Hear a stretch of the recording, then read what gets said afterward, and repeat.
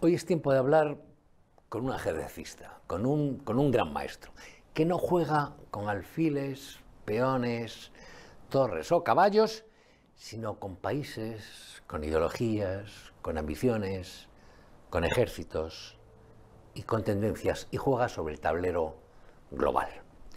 Es militar, coronel de artillería. Yo debo confesar, ya lo digo siempre, lo tengo casi como un timbre de orgullo.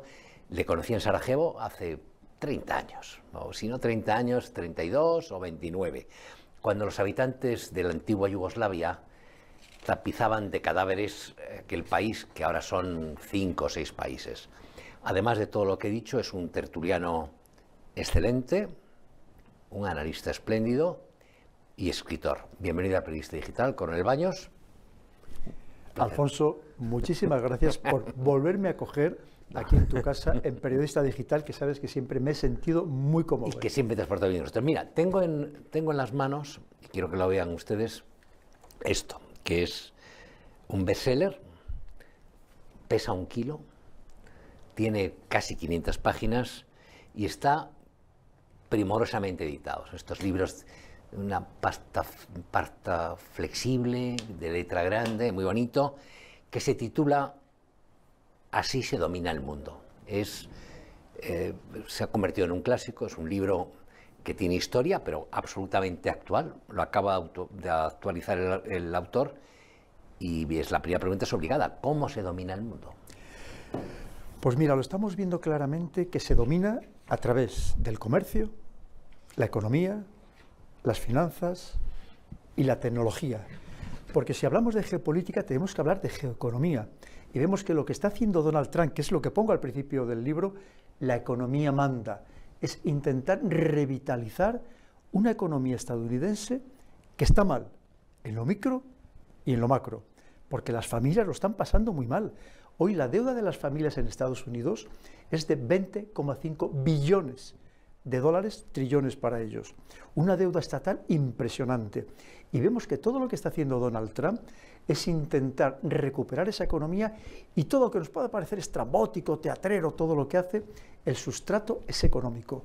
Fíjate lo que está haciendo con la Unión Europea. El tema de la OTAN es economía pura y dura, además de relacionado con la geopolítica. Todo lo que está haciendo cuando visitó el Golfo Pérsico, todo el dinero que se llevó de allí en acuerdos de distintos tipos, y intentar rivalizar con una China que le está comiendo la merienda en muchos aspectos, incluyendo tecnológicos y por tanto relacionados con la economía. Tu opinión sobre Donald Trump. Donald Trump es un personaje, como has dicho entre líneas, que incluso se le ha ridiculizado, como una especie de personaje extravagante que no sabía lo que pisaba. Da la impresión, a la vista del acuerdo con la Unión Europea, ahora el plan de paz en Gaza, que sobre eso te preguntaré después, cómo se ha movido en el tema OTAN, que sabe lo que pisa y que negocia bien, ¿o no? Creo que si Trump no existiera, Estados Unidos lo tendría que inventar. Tendría que inventar un Trump. Estados Unidos necesitaba un revulsivo. No significa que le vaya a salir bien, pero necesitaba un revulsivo, precisamente porque el gran imperio que fue, que ha dominado desde 1991 el mundo a capricho, esto se le había acabado. Y ahora mismo necesitaba algo para no seguir perdiendo fuelle, no seguir perdiendo influencia, y es como dice Donald Trump, dice, ya no quiero a la ONU, no me sirve para nada. Lo ejemplificó precisamente en este acuerdo de paz que en Egipto hace muy pocos días, dijo, ya no quiero saber nada de la ONU, aquí el que lo voy a organizar voy a ser yo. Y al mismo tiempo, eso que se pone el mismo hasta con una corona, incluso dice, me llaman el emperador de Europa, y es verdad, porque lo que está intentando es demostrar que sigue siendo una superpotencia Estados Unidos, y esto va mucho más allá de él. Y para ser una superpotencia Estados Unidos, tiene que ser fuerte económicamente, porque tiene que sostener a todo un Estado, a un ejército fabuloso. Pensemos que ahora mismo lo que está haciendo enfrente de las costas venezolanas cuesta mucho dinero. Tiene muchos servicios de inteligencia muy potentes y diseminados por todo el mundo. Hay que mantenerlo. Es decir, que tiene un aparato que es muy caro y que si no eres solvente económicamente, todo eso se te puede desmoronar muy rápidamente, sobre todo cuando hay otros países que están avanzando muy rápidos, como es el caso de China. Pero los aranceles, que fue uno de los temas clave. Hubo aquí quien sostuvo incluso que cualquiera que se acercase a Trump en aquella época estaba condenado, que era tóxico, me acuerdo que lo dijeron de Abascal, está condenado por su proximidad a Trump. Lo de los aranceles, ¿le ha salido bien hasta ahora o no? Porque con Europa parece que sí, que ha negociado muy positivamente. Con China no parece que termine de hacer las cosas. Con los países de América Latina parece que sí. Con el resto del mundo, no sé, el resto. La India, hay un tira y afloja. ¿Cómo le va el asunto y qué perspectiva A tiene? Estados Unidos en general está proporcionando beneficios. Es verdad que muchas veces quien está pagando las consecuencias son las empresas estadounidenses que importan esos productos más caros, que también terminan repercutiendo en el consumidor, con una inflación muy importante en Estados Unidos.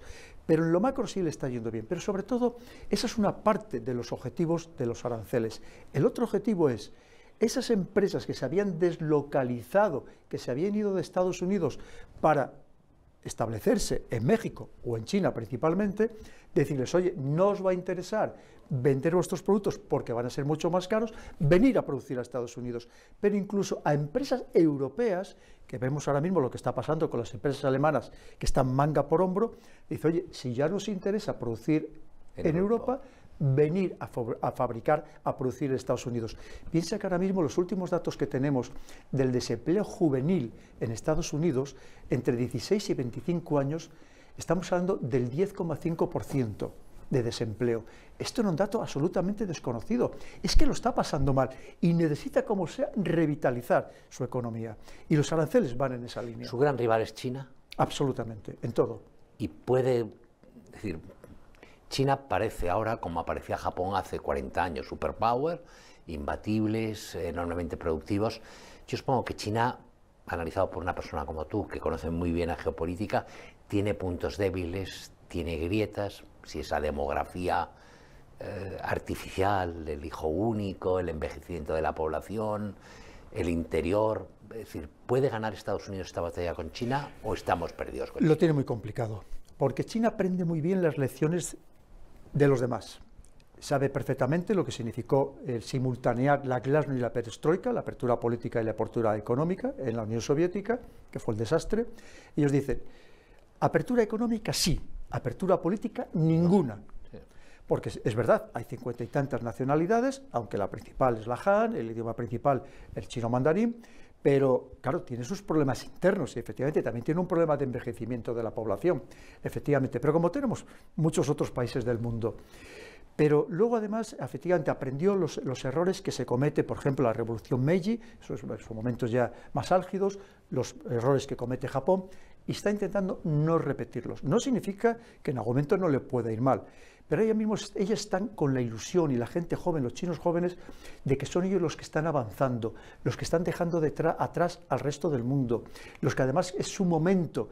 Y como dicen ellos, para 2049, cuando celebren el centenario de la fundación de la actual República Popular China, dominar el mundo, pero no pensemos que lo van a dominar como lo intentó Estados Unidos, muchas veces a sangre y fuego, sino precisamente a través de lo que hemos comentado, de aspectos económicos. Una pregunta muy concreta respecto a Trump. ¿Por qué ha sido capaz de articular un alto el fuego y un inicio de proceso de paz, veremos dónde lleva, en un sitio tan complicado, en un avispero tan complejo como era Próximo Oriente, Gaza, Israel, los sitios más complicados del planeta, y choca contra un muro en Ucrania? ¿Por qué en un sitio el éxito ha convencido a Qatar, la ha metido al redil, ha sumado a su equipo a Turquía, ha conseguido doblarle bastante el brazo a Netanyahu y bueno, ahora le falta rematar, que siendo como es terminará rematando? Claro. Pero ¿por qué aquí, en el corazón de Europa, entre dos países más o menos civilizados, no consigue nada? Sí, porque Qatar al final es una potencia económica, pero es un país pequeño. Sí. Y efectivamente, además le dice, ojo que ya te atacó Israel, y evidentemente sabía que te iban a atacar. Al día siguiente lo que hace es que establece un acuerdo de defensa mutua con Qatar, en el que yo te garantizo que si mañana atacamos a Irán, que es muy probable, Irán no va a atacarte, como pasó en aquel momento, ninguna de las bases o tu territorio, lo que tienes en tu territorio. Pero claro, es que estamos hablando de Rusia. Estamos hablando de palabras mayores, y no es lo mismo. Y lo que está intentando esto, que si te mando los Tomahawks, o que se autoriza a Europa a que te mande los misiles Taurus, lo que le está diciendo es, vamos a llegar a algún acuerdo, pero fíjate, es muy interesante, una vez más enlazado con el tema económico, Alfonso. Esa llamada que conocimos de 2 horas y media, ¿cuál fue el punto más importante?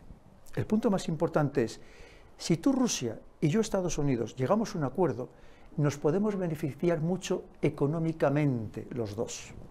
Que esa es la madre del cordero. Porque al final, tú fíjate, y además al día siguiente conocimos que resulta que hay un plan que quiere que además lo construya Elon Musk, de un túnel entre Rusia y Estados Unidos para pasar todos los productos rusos directamente a Estados Unidos a través de ese túnel. O sea, es decir, el acuerdo es fabuloso, le beneficia a un Estados Unidos que necesita los recursos naturales de Rusia, que hoy los sigue comprando, como es el uranio, el aluminio, lo sigue comprando a Rusia.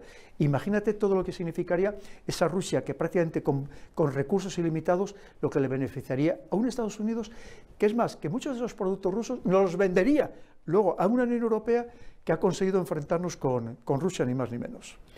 Es decir, en el caso concreto de España, muy breve, porque dices tú, ha hecho hasta negocio en la OTAN. No, en la OTAN lo que ha dicho Trump está bien, de que yo pague, Estados Unidos pague la factura de todos, si queremos defensa, digo en resumen, si queremos tener una defensa conjunta tienen que pagar ustedes la parte alícuota. No ha dicho mucho más.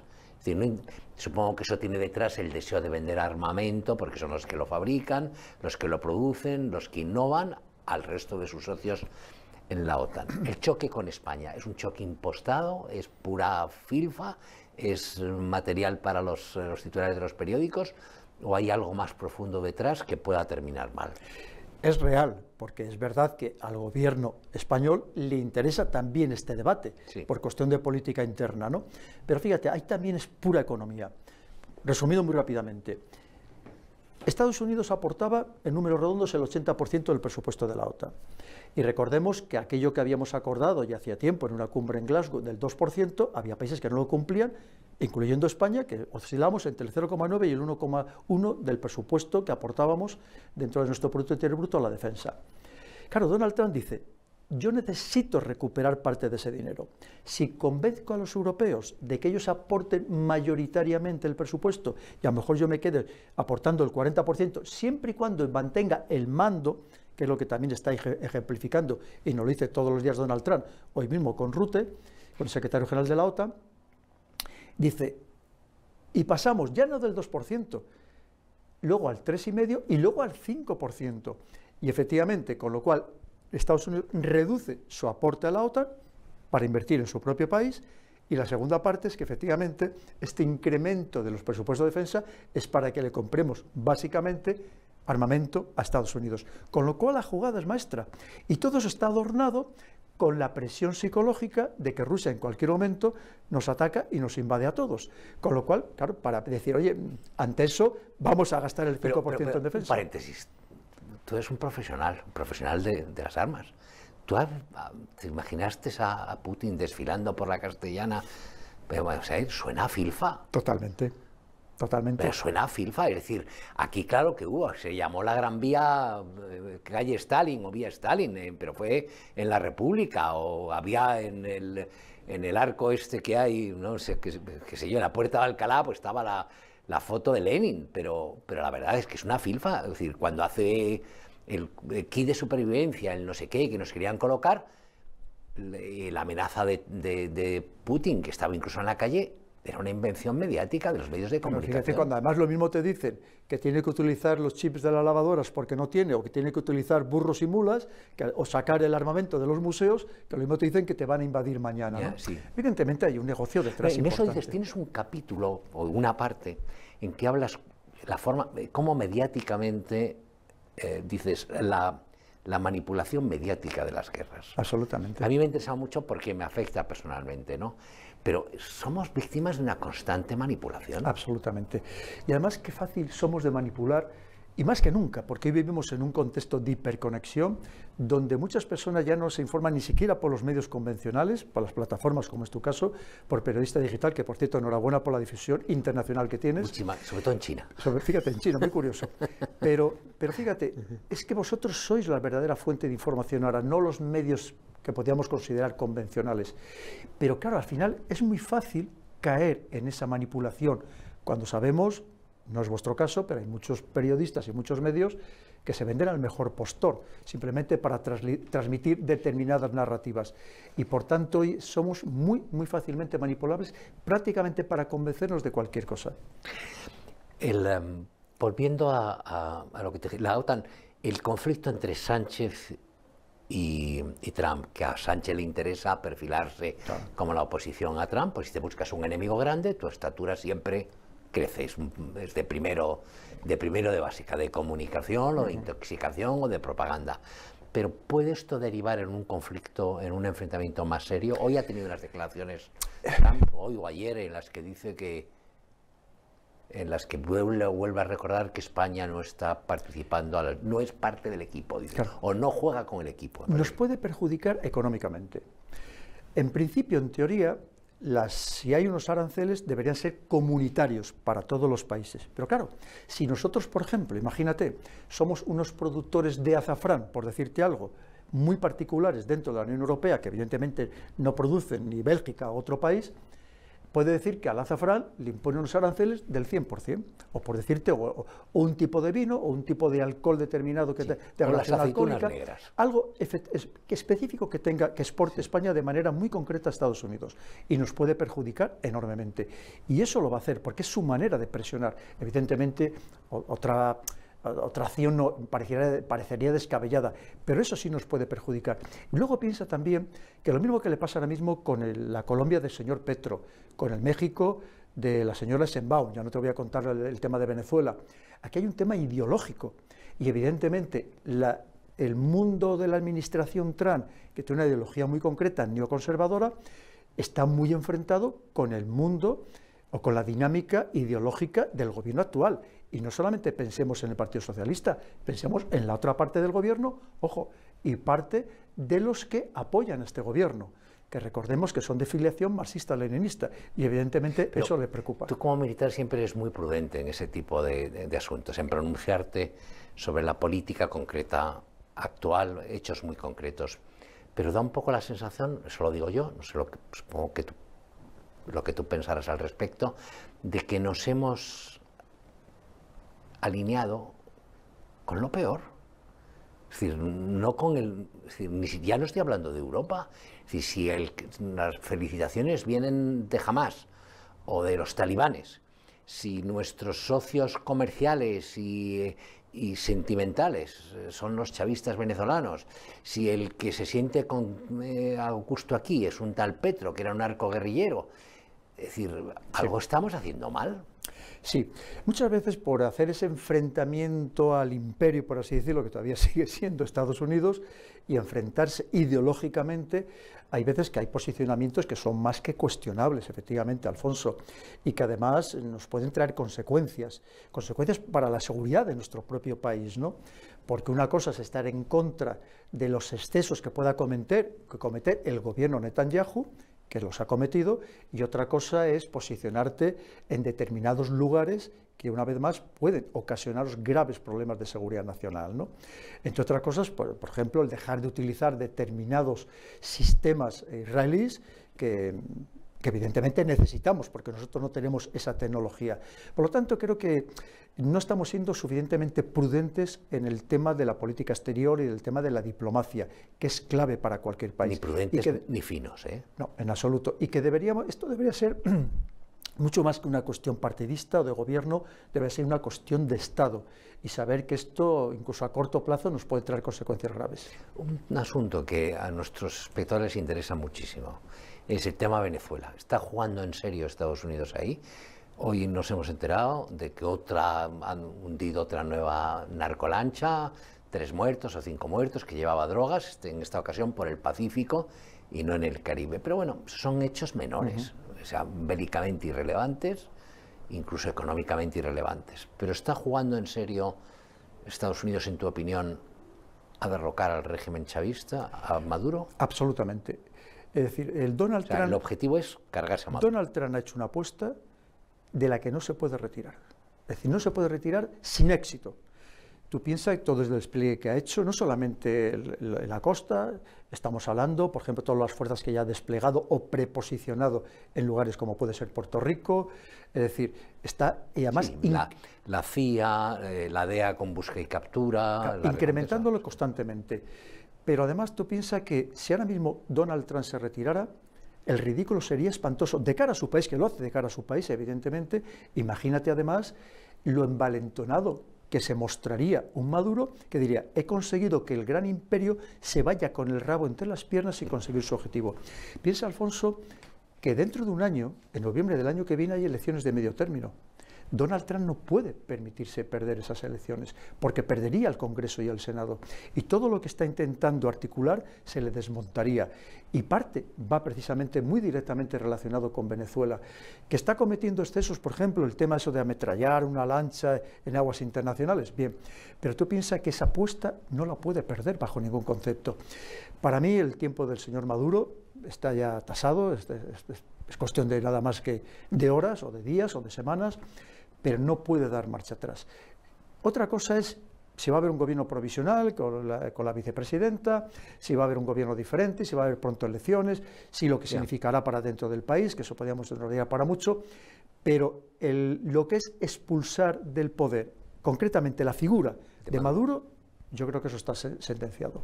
Tu pronóstico para la guerra Ucrania-Rusia. Yo te tengo que confesar que me equivoqué al principio. Yo pensé que para Rusia era un paseo militar y que iba a ceder Ucrania y que incluso, bueno, pues si no cedía, la posibilidad de resistencia era mínima.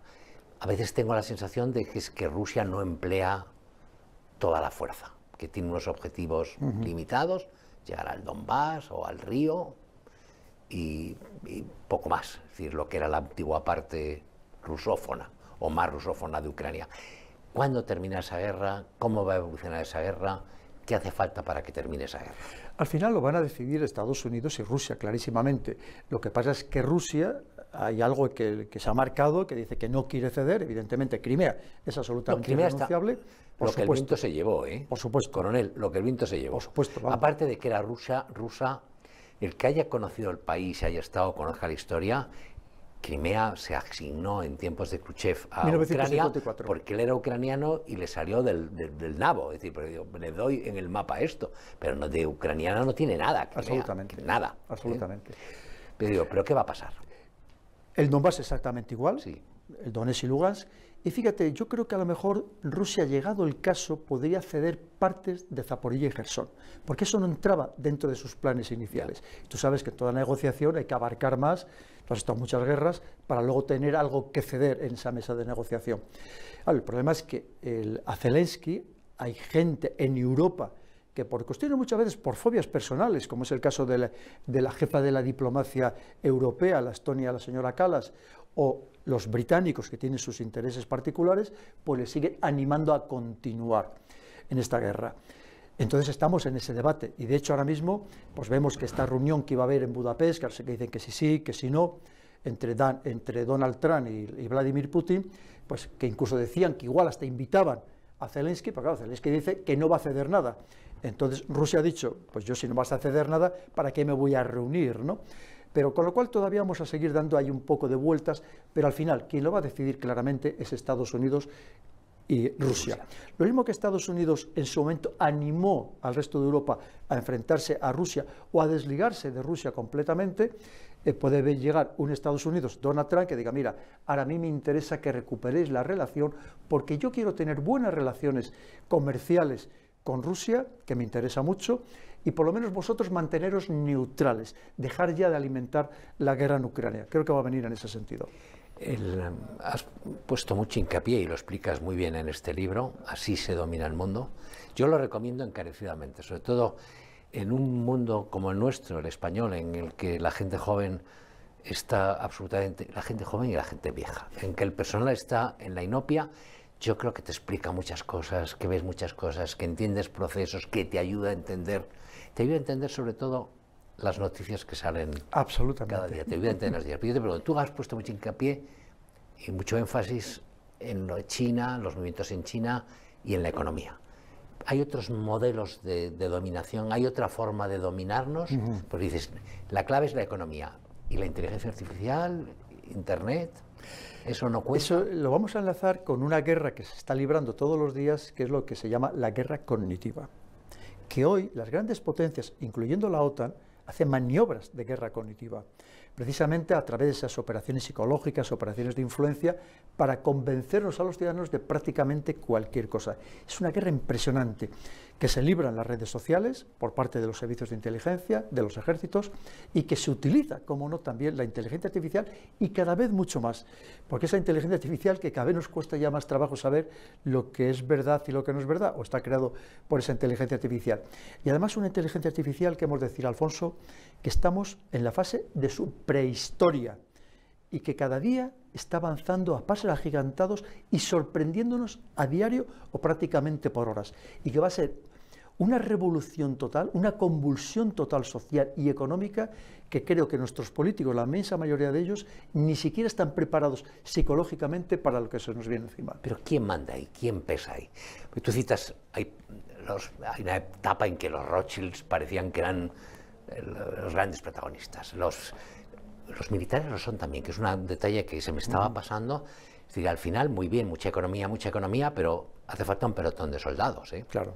Llegado el momento es un pelotón de soldados. Pero yendo a lo de la inteligencia artificial, yendo al del dominio cognitivo, yendo... ¿Qué países están jugando ahí bien? ¿Qué grupos están jugando ahí bien? ¿Y cuáles están quedando atrás? Mira, muy interesante porque hoy es tan importante los soldados como los cibersoldados. Importantísimo. Pero mira, ¿quién está jugando principalmente?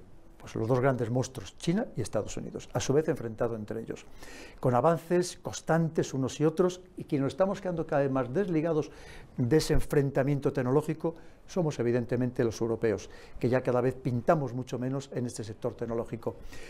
Pero se hacen la guerra muy bien entre ellos en esos aspectos.